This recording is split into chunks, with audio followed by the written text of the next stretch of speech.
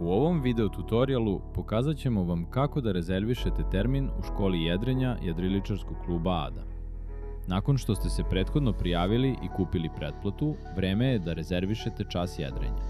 To možete učiniti jednostavno pristupom našoj platformi kroz website kluba, klikom na dugme Book. Nakon što se nađete na home stranici platforme za bukiranje, kliknite na dugme Rezerviši termin.